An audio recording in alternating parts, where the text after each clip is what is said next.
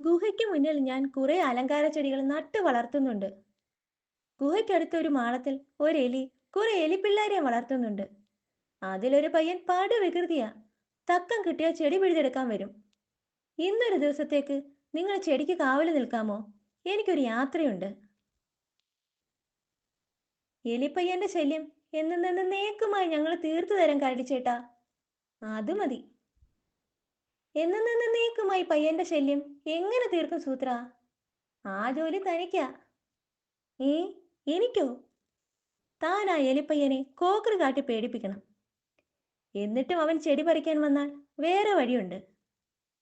ഞാൻ വേറെ കോക്കറി കാട്ടണോ? വേണ്ട. അവന്റെ മുതുകത്ത് മരപ്പശ തേച്ച് ഒരു ചെടി അങ്ങ് ഒട്ടിക്കണം. ആ ചെടി പിന്നെ പറിച്ചെടുക്കാൻ പറ്റരുത്. അതോടെ അവന്റെ ചെടിപ്രാന്ത് തീരും. He he.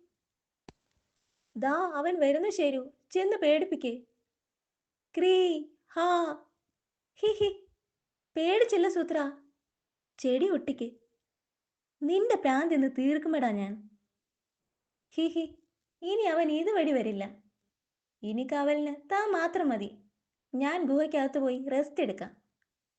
എടാ പരമ ബോറ, നീ ഇവിടെ കിടപ്പാണോ? മറ്റേ മണ്ടനെ തല്ലിയിട്ട് കാര്യമില്ല. ചെടി ഒട്ടിക്കുന്ന ഐഡിയ നിന്റെ അല്ലേ? എന്ത് പറ്റി ചേട്ടാ? എലിപ്പയ്യൻ പിന്നെ വന്നോ? അവൻ വന്നില്ല, പക്ഷേ ബാക്കി സകല എലിപ്പിള്ളേരും വന്നു. പയ്യന്റെ മേക്കപ്പ് ഇഷ്ടപ്പെട്ട് ചെടി പറിക്കാൻ വന്നതാ അവന്മാര്. മണ്ടൻ ചേരു സകലത്തിന് ചെടി ഒട്ടിച്ചു. അതോടെ ചെടി തീർന്നടാ.